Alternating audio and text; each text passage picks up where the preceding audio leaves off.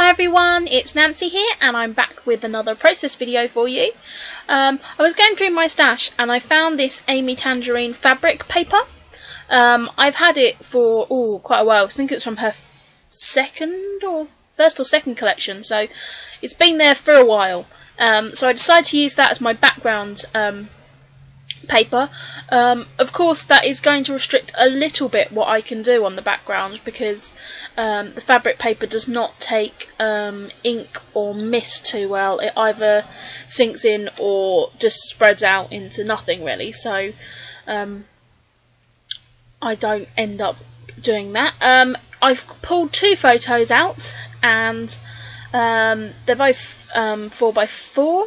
I believe. No, one of them might be a bit different.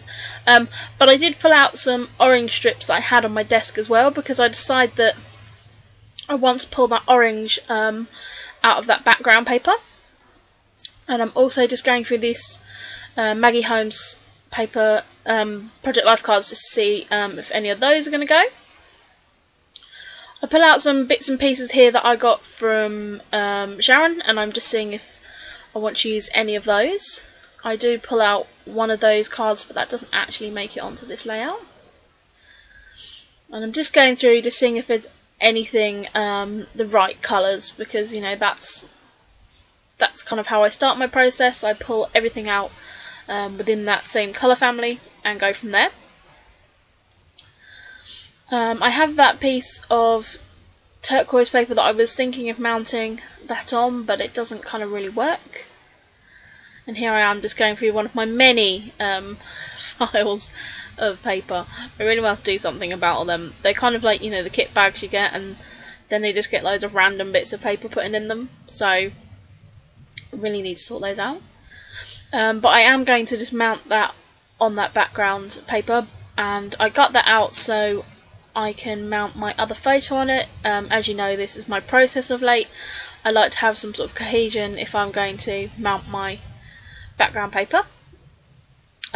This did cut okay with my trimmer. My trimmer blade is a little bit blunt, but it did cut that paper okay, the fabric paper. And I really like that. I think I've just been hoarding it because I liked it so much. Not quite sure what I'm doing here because my video has frozen. Yeah, it doesn't really seem like I'm doing much. So yeah, I'm just going to mount that up on that background paper. And as I said, it stuck pretty well with my ATG. I haven't had any sort of problems sticking bits to it. So now I'm just wanting to work on my clustering. And these are border strips from a piece of Fancy Pants paper. I used a strip of the borders on a previous layout, my 24 layout, so these are the bits and pieces that were left on my desk. And, you know, they worked pretty well with the colour theme, so I decided to go with it. I do just cut this tag out of this Maggie Holmes paper, but actually the colours don't really go, they're not really bold enough, so that doesn't actually end up on the layout.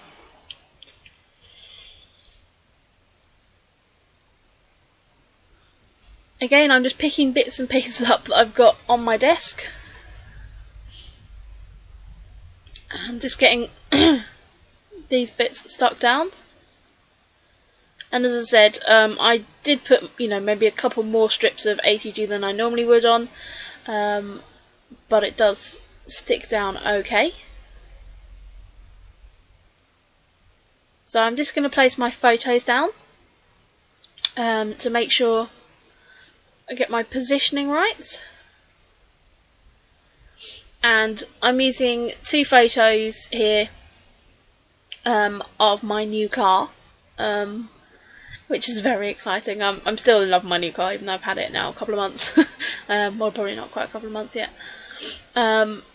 So these are two photos, one of just my car, one of me outside, and the story of this layout is it's a bit of a well, it's not a family tradition, it's kind of like a tradition of mine, is that when my aunt used to get a new car, I used to often go with her, and because we used to have to get up early in the morning to get there, I'm not like a big kind of breakfast person. I don't normally eat breakfast, and I used to take with me a cup of Sugarpuffs, which is a breakfast cereal here in the UK, and it kind of became a thing that, you know, the first thing that happened in her brand new car is that I'd sit in the front seat and eat a cup of Sugarpuffs.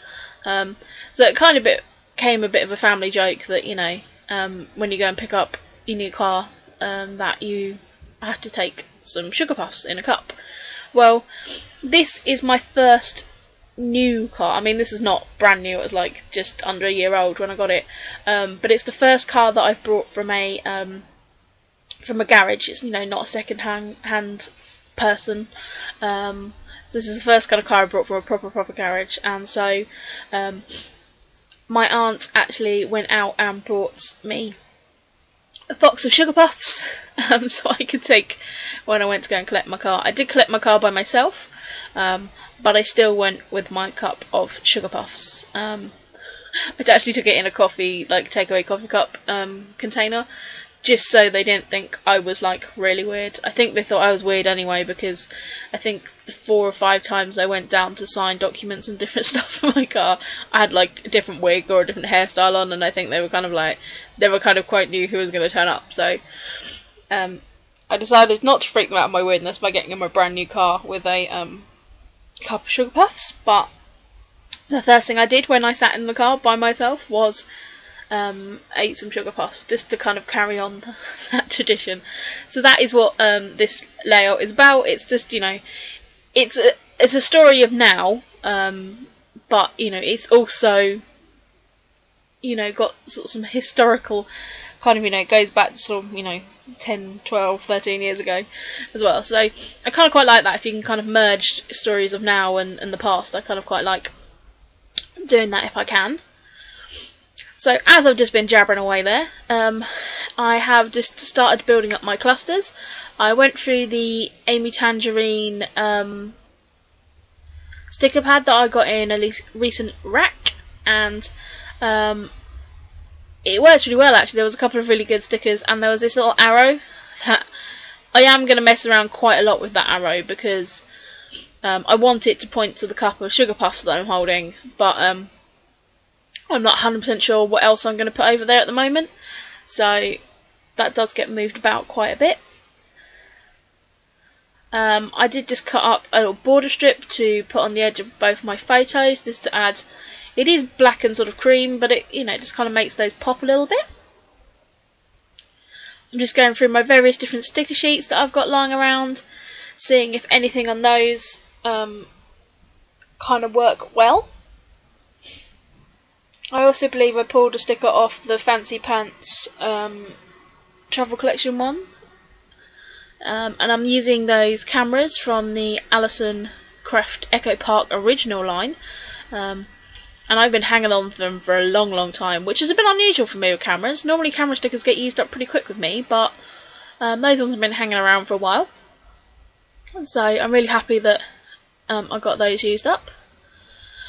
I'm just going through different bits and pieces here. This is the Hipster Basic Grey embellishment pack, and this came in a kit a long time ago, and it kind of got forgotten, and then I found it the other day while I was tidying up at the caravan, looking for the bits and pieces from my mini album, and then I find this card, and oh my god, I realise that Basic Grey have stolen my face. If you look at that little card, that is me. I mean, like, I actually used to wear my hair in a quiff as well. I'm not sure if that's supposed to be a bloke either, but hey ho. Yes, they stole my face for that card, so of course I had to put that on there. And even in the photo, I've got my black rimmed glasses on, and I've got red hair, but it's not in a little quiff, and I really should have styled my hair in a quiff that day to match that card. But yes, that Basic Grey Hipster line stole my face, and I'm really annoyed that I didn't actually realise that beforehand, because yeah, I really wish I'd have had another of those cards, because I quite like that. But anyway, so I do stick that little card down there, just because I think it's quite funny. And it kind of, you know, the red hair of the little... I don't know if it's supposed to be a geezer or a bird, who knows, or a geezer bird. Not that I'm saying I look like a geezer bird. Anyway, I'm rambling on now. But yes, I wanted to include that up there. I am then just taking another couple of little stickers and bits and pieces and adding those around. And again, I really like how this is kind of, layout is working. I do like this kind of overlapped, casually chucked down on a page photo kind of thing that I've been going on quite a lot recently. I went through a stage where everything was like very regimented, but I kind of quite like, mixing it up a little bit. So I'm just adding to my clusters here, and building those all up, and I really like actually how this looked, how these layers came out in the end. Wow, I'm getting tongue-tied, and it's actually quite early in the morning here as well, so it's not even I've got the whole of my day to blame. I'm just going through this little pot of embellishments and bits that I keep here. I'm just seeing if any of those are going to work out on this layout. But I don't think any of them do, so I'm just looking at it and kind of going, right, what can I do? Need to add something else. I'd try that Maggie Holmes card again, but that doesn't work. As I said, the colours are too pastel on that. I also found this while tidying up, and this has a few sort of buttons and brads in. I really need to transfer them to my other one, but I didn't get round to it. And I pull out these were American Crafts, I believe, and these are fabric brads, but they're kind of like flat brads. They've not got that sort of curve like normal brads do, and so I decided to pick out that olive green that's kind of in that background paper and just add those brads to 3 different points on the layout. And I really like how it looks, but I do think they look a little bit plain, and I must say though they're a bit of a pain to get through the fabric paper. But I did eventually manage to get that through, and I do just stick a little bit of washi over the back of my brads, because I do find when trying to put them in page protectors they get snagged and caught and stuff, so that's a little bit annoying. I then go to my amazing stash of enamel dots and decide I want to put an enamel dot on the top of each of those brads, just to add a little bit of decoration to them. And so really happy with how that looks. And again, they kind of, they just make that a little bit more interesting, really. I then decide that I need a little bit of turquoise or something over that side, because there's not much turquoise there. The little bit that was there has got kind of covered up from that photo, so I do just stick that down, and I think that balances the layout out a lot better. And it's often when you're halfway through a layout, it's only that you can kind of see that stuff, that it's not kind of working. Just looking at my sticker sheets and things again, seeing if I can add any other bits and pieces to the layout.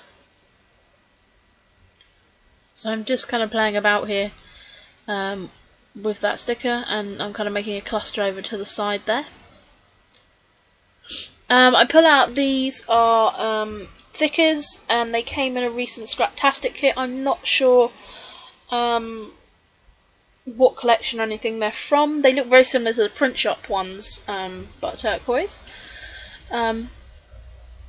So I'm now putting my title down, and I did decide my title is going to be Do Not Forget the Sugarpuffs. I was going to put Don't Forget the Sugarpuffs, which kind of means the same thing, but when I trying to work out where to position it on the layout, Don't was like kind of too short, so I thought, no, that's fine, I'll just put Do Not. And then so I'm just spacing my title out over that side there, so it kind of fills in the side of that cluster. And then I'm also going to split the title over the bottom there. I think it then just brings the whole layout together, and I'm really happy with how it looks. As I said, I do sort of fuss with that top bit, just I want to fill that gap in.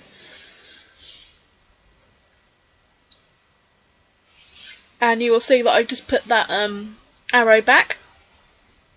I do use my Cosmic Shimmer wet glue because sticking these stickers onto the fabric paper, of course, is not really going to work very well. Seaman thickers aren't the most sticky things in the world, so I do just use my wet glue to stick those down, and then they're stuck fast really, so that's a good thing. They're not going anywhere, and I'm really happy with how the positioning of that title goes. And I do just use a little bit of wet glue on the bottom ones as well, because they are just touching slightly. I then just look at adding some other bits, the asterisks off there. So here is the final images. Thank you very much for watching, guys, and I'll be back with some more videos soon. Bye!